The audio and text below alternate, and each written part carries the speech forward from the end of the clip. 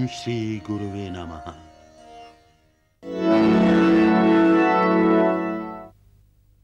जिन्हें काम का नशा है उनको किस तरीके से सही ढर्रे पे लाया जाए। विश्व ने जो तरक्की की है ऐसे लोगों की वजह से किया है जिन्होंने एक्स्ट्रा ऑर्डिनरी जिंदगी में काम किया है,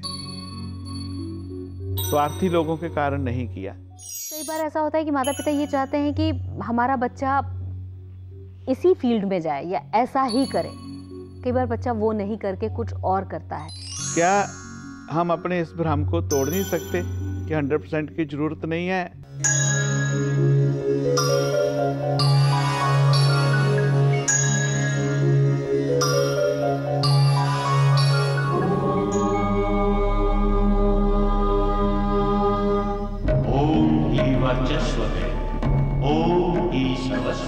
जीर्ण तन या हीन मन हो या मनस का फेर हो, पाप की दुविधा हो या फिर इस जगत का घेर हो, शरण अध्यात्म को अपना बना कर देख, एक और विज्ञान से रिश्ता बना कर देख। वेद आयुर्वेद हो या हो ग्रहों की मुश्किलें, शुद्ध अनुष्ठान हो या सत्कर्म की मंजिलें,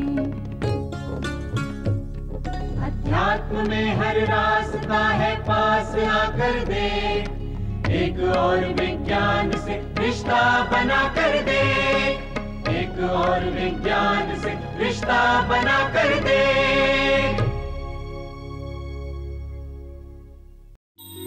एक और विज्ञान जादू टोने की लचर बातों से दूर शुद्ध रूप से वैज्ञानिक पक्षों का स्वरूप है। इस कार्यक्रम में तंत्र द्वारा देह व परिवेश की शुद्धिकरण की मिलीजुली क्रिया का ज्ञान सब तक पहुंचाया जाएगा। यह कार्यक्रम तंत्र में अनिष्ट करने के पक्षों की भ्रांतियों को तोड़ते हुए इसके लाभकारी व शुद्ध भारतीय वैज्ञानिक पक्षों को उजागर करेगा। नमस्कार, एक और विज्ञान में दर्शकों आप सभी का बहुत बहुत स्वागत है। जिंदगी को जीने की कोशिश में हम और आप सभी लगे हुए हैं और जिंदगी को अच्छी तरह से जीना चाहते हैं। हर एक पल को अच्छे से अच्छी तरीके से जीने के इस होड़ में कई बार हम कुछ ऐसी गलतियां कर जाते हैं जिसका मलाल हमें ताउम्र रहता है, न सिर्फ हमें बल्कि हमारे आसपास के लोगों को भी। जब इस जिंदगी को जीने की होड़ में हम ये भूल जाते हैं कि जिंदगी के सही मायने क्या हैं, इस जिंदगी को एक नशे की तरह लेते हुए हम और आप किसी न किसी लत के शिकार हो जाते हैं। वो नशा, वो लत, चाहे शराब का हो या ड्रग्स का, हमारे और आपके, हम सभी के लिए क्षतिकर है, नुकसानदायक है। कैसे इससे बचा जाए, अपनी जिंदगी को सही ढर्रे पर लाया जाए, इसमें आध्यात्म हमारी क्या मदद कर सकता है, आइए आज इसी विषय पर विस्तार से जानकारी प्राप्त करते हैं। और इस विषय पर रोशनी डालने के लिए हमेशा की तरह स्टूडियो में हमारे साथ मौजूद हैं हिज होलीनेस परम पूज्य श्री चामुंडा स्वामी जी महाराज। स्वामी जी बहुत बहुत स्वागत है आपका। शुक्रिया पर्णा जी। दोस्तों प्रणाम, नमस्कार। कमजोरी दोस्तों कोई भी हो, हम किसी भी चीज के गुलाम हो जाएं, दास हो जाएं, वो भी एक लत है, उससे हमें निकलना होगा। नशा जिंदगी का भी होता है, नशा प्यार का भी होता है, नशा सत्ता का भी होता है, नशा भक्ति का भी होता है, नशा ध्यान का भी होता है, नशा अपने प्रोफेशन का भी होता है। पर जब उस नशे के अधीन होने लगे आप तो मुश्किल आ जाती है। आप संगीत के नशे के अधीन हो जाएं, संगीत का आनंद आने लगे तो नशा बहुत अच्छा है। भक्ति का नशा शुरू हो जाता है, ऐसा नशा है जो कभी उतरता ही नहीं है, बहुत अच्छा लगता है। वास्तव में किसी चीज का गुलाम होना मूर्खता ही है। मेरे विचार में व्यक्ति भूलना चाहता है, व्यक्ति आनंद लेना चाहता है, व्यक्ति अपनी जिंदगी को एंजॉय करना चाहता है। कभी कभी उसको लगता है कि कष्टों से मुक्ति के लिए, तो कभी कभी जिंदगी को एंजॉय करने के लिए नशा लेने लग जाता है। कब वही आनंद, कब वही उसकी एंजॉयमेंट उसकी कमजोरी बन जाती है, जहाँ तक उसकी ज़िंदगी के लिए भी कभी कभी खतरा बन जाती है। कभी कभी उसके पूरे परिवार के लिए बहुत बड़ी समस्या बन जाती है।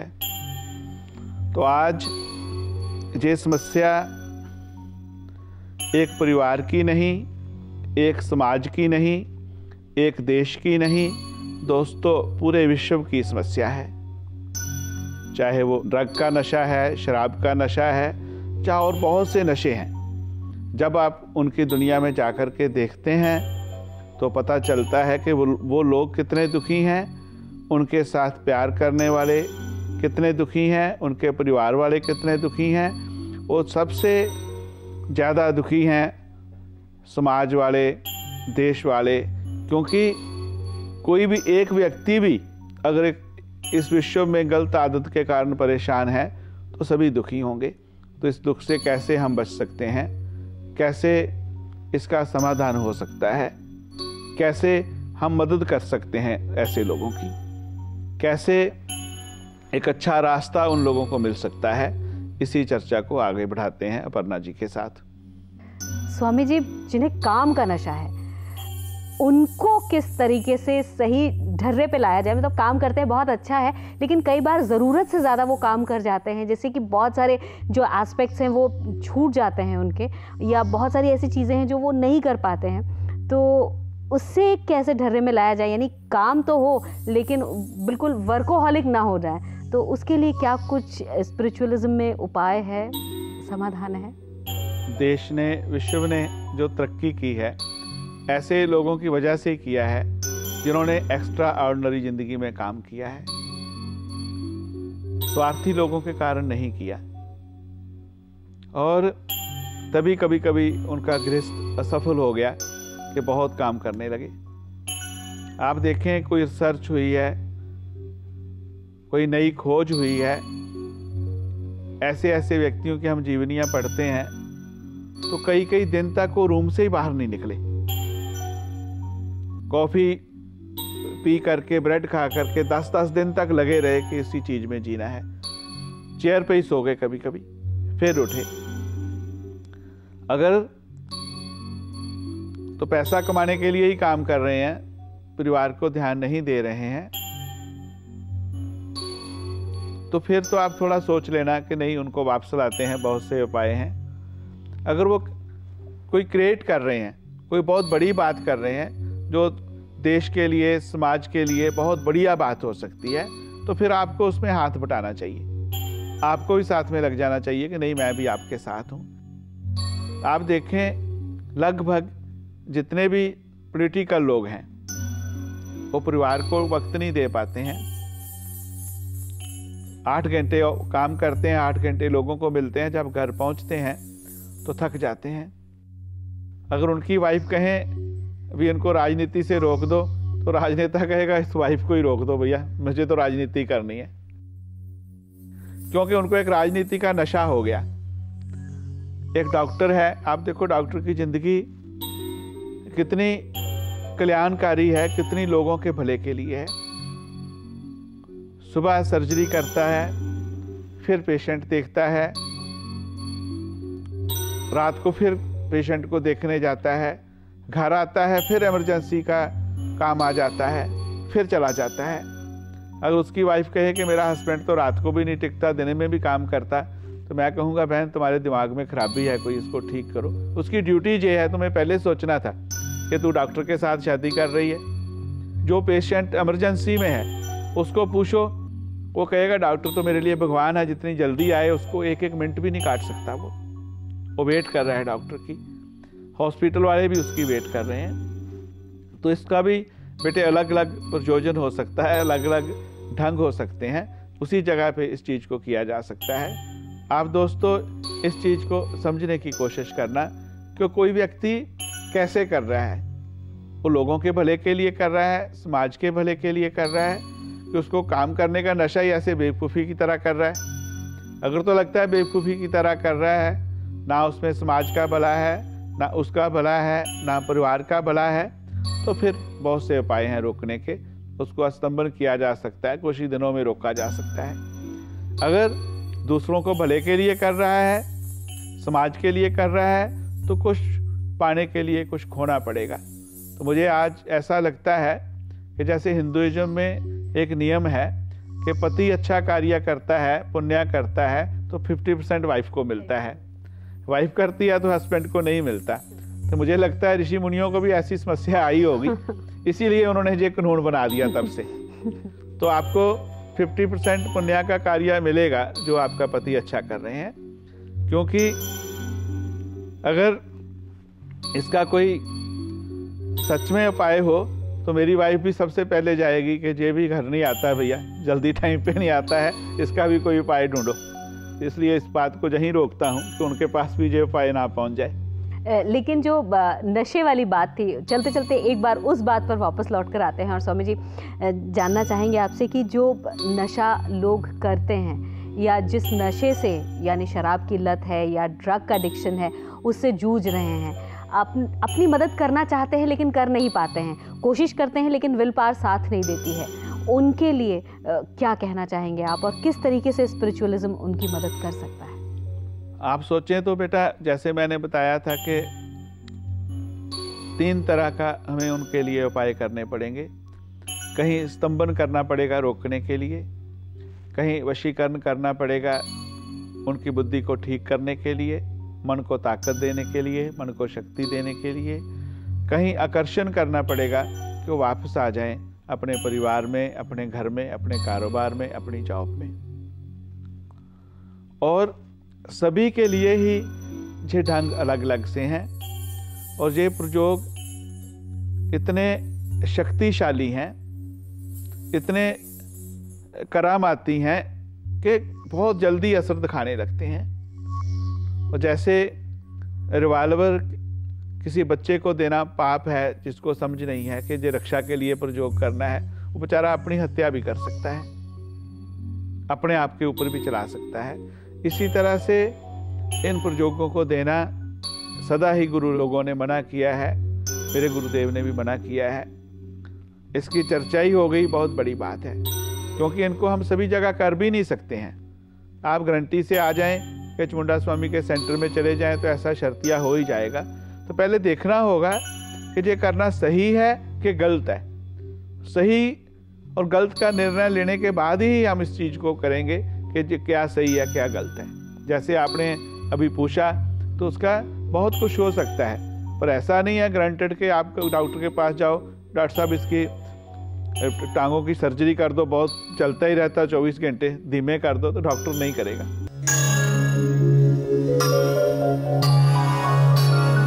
स्वामी जी, बहुत तरह के मेल्स आते हैं जो कि पेरेंट्स होते हैं, ऐसे पेरेंट्स होते हैं जो कि कंसर्न्ड हैं अपने बच्चों के लिए, उनकी तमाम सारी उलझनों के लिए। अगर हम बात करें कि कई बार ऐसा होता है कि माता पिता ये चाहते हैं कि हमारा बच्चा इसी फील्ड में जाए या ऐसा ही करे, कई बार बच्चा वो नहीं करके कुछ और करता है।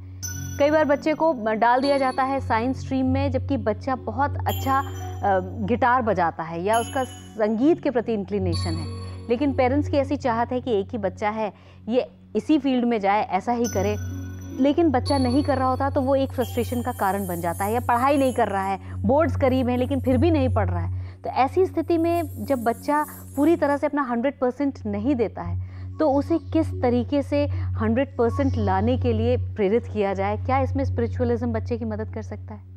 पर क्या पढ़ना, आपका प्रश्न ठीक है कि बच्चे का एम है 100% लाना ही।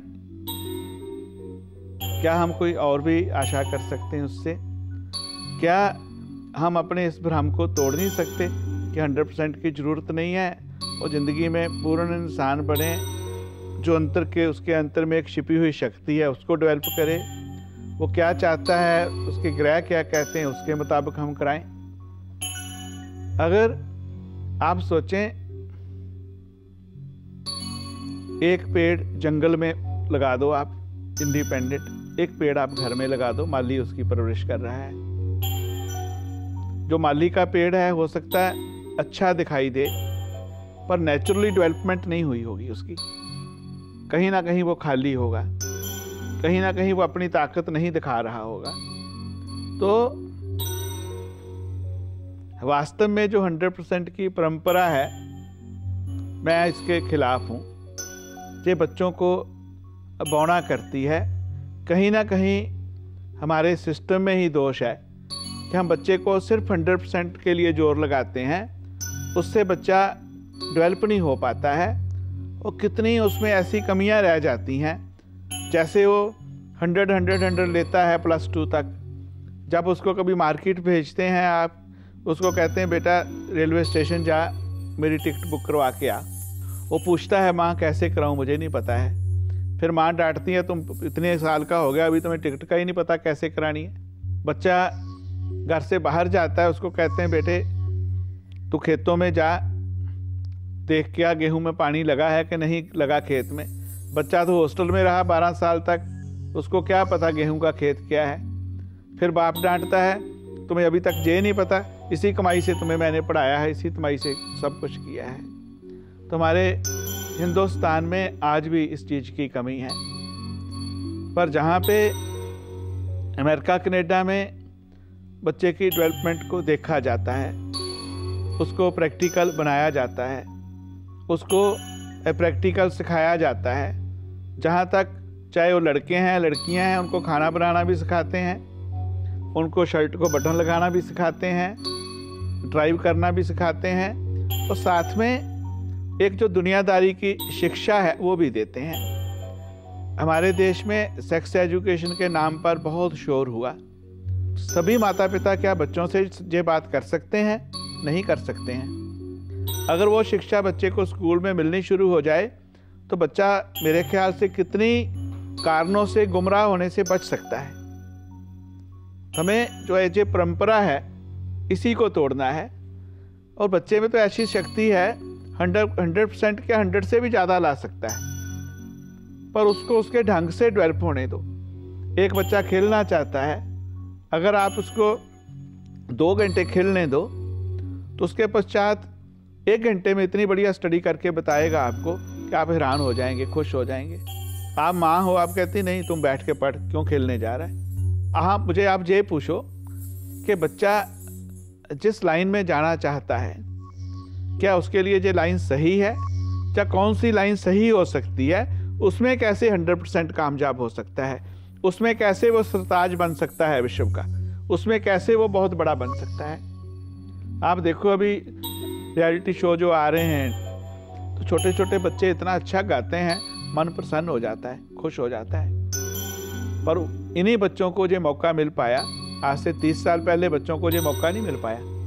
आज से 30 साल पहले लाइंस बहुत लिमिटेड थी स्वामी जी, और जो आज की सिचुएशन है इसमें एक बच्चा बहुत सारे प्रेशर्स को लेते हुए पढ़ाई कर रहा होता है।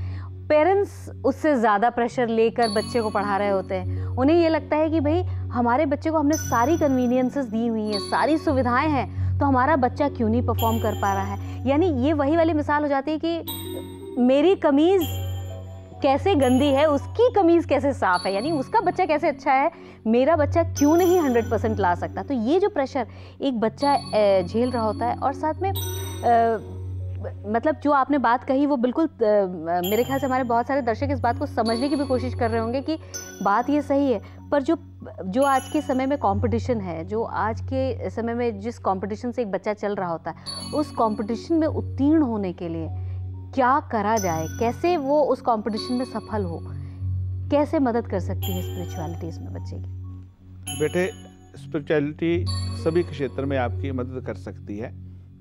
अगर आपके ग्रहों में, आपके इंटरेस्ट में खेलने की क्षमता है तो अध्यात्म आपको खेलने में बहुत बढ़िया बना सकता है और आपको डेवलप कर सकता है कि आप बढ़िया खिलाड़ी बने। आप बढ़िया खिलाड़ी बन गए तो आपके नंबर कम भी है ना, 100% नहीं है, सब आपके पीछे पीछे भागेंगे। सहमत है मेरी बात से? बिल्कुल। आप गा रहे हो, गाने में निपुण हो सकते हो, अध्यात्म कर सकता है। कैसे गाने में निपुण हो तो भी आपके सब पीछे पीछे भागेंगे। और ये बात मैंने अपने गुरुदेव से सीखी। देखिए, मेरी 55 के करीब की उम्र है। मैं टीचर बना। पहले मैं आयुर्वेद डॉक्टर बनना चाहता था, गुरुदेव ने भेज दिया। किन्हीं कारणों से वापस आ गया, टीचर बन गया। मेरी माँ, मेरे पिताजी बहुत खुश हुए। मेरे गुरुजी खुश नहीं हुए, बोले तेरा ये वक्त वेस्ट चला गया बेटा, तो स्पिरिचुअलिज्म में ही जाने वाला है। तो ये बात पहले भी कभी मैं चर्चा कर चुका हूँ कि कैसे मैं अध्यात्म में गया। मैं 6th क्लास में पढ़ता था, उनके चरणों में रहता था। मैं और वही दोनों ही रहते थे। और जब से जो उन्होंने मुझे सिखाया उस वक्त, आज भी दोस्तों मेरे वो काम आ रहा है। उन्होंने मेरे अध्यात्मवाद को डेवलप होने दिया और मुझे जगह जगह भेजा। जैसे छुट्टियां होती, मुझे कहते बेटा तू नेपाल चला जा, तू हिमाचल चला जा, तू ऋषिकेश चला जा, तू कामाख्या चला जा। बहुत जगह भेजा सीखने के लिए। सभी लोग नाराज होते थे, सब लोग कहते थे इसके गुरु ने कौन से रास्ते पे लगा दिया इसको। पर मुझे अंतर से उनको पता होगा कि मुझे क्या करना है, मुझे तो नहीं पता था। मुझे भी वो कहते बेटे तुम्हें 1 घंटा ध्यान में बैठना है, उसके बाद तुम्हें ये इनाम दूंगा। मैं घड़ी देखता रहता कि 1 घंटा कब हुआ। उठता, बोले तू बैठा नहीं, तू तो टाइम ही देखता, अभी 1 घंटा और बैठ जा। तो आप अपने बच्चे में टटोलो बेटा, सभी लोग, कि आपके बच्चे की खासियत क्या है, वो क्या करना चाहता है। और जो लाइन आपके दिमाग में है वो किसी ज्योतिषी के पास ले जाओ सभी लाइन। तो उसको बताओ कि मुझे ओनली प्रोफेशन बताओ कि इन लाइन में से कौन सी लाइन में बच्चा जा सकता है। क्योंकि सभी लाइन ज्योतिषी नहीं जानते होंगे और आप एक ज्योतिषी पे डिपेंड नहीं रहो। आप 1, 2, 3, 4 का ओपिनियन ले लो। उसमें जो सबसे ज़्यादा ओपिनियन मिलता है, फिर आप स्वप्न विद्या का सहारा ले लो, उससे भी जान लो। आप देखेंगे कि आपने बच्चे का बहुत बड़ा कल्याण कर दिया। आपको पता चल जाएगा कि ये बच्चा इसी लाइन में जा सकता है। स्वामी जी, आज जो आपने हमें बातें बताई, जो जानकारी हमें दी, उसके लिए बहुत बहुत धन्यवाद। दोस्तों, समस्या है तो निदान है, समाधान है। भगवान करे, मां करे कि ऐसी समस्या आए ही नहीं, आपको आ गई है तो अभी आप समझ गए होंगे कि घबराने की ज़रूरत नहीं है। आप स्वयं भी हेल्प कर सकते हैं। और सच में मंत्र विज्ञान की शक्ति के आगे, मंत्र विज्ञान की ताकत के आगे नशा बहुत छोटी सी बात है। क्योंकि ये शक्ति इतनी शक्तिशाली है कि कोई भी नकारात्मक चीज़ उसको छू नहीं सकती। पर इसको करना होगा। जब तक आप करेंगे नहीं तो बात नहीं बनेगी। पर आप करें इसको, आगे बढ़ें, सुखी हों, संपन्न हों। इसी के साथ आपसे और पर्णा जी से इजाज़त लेता हूँ।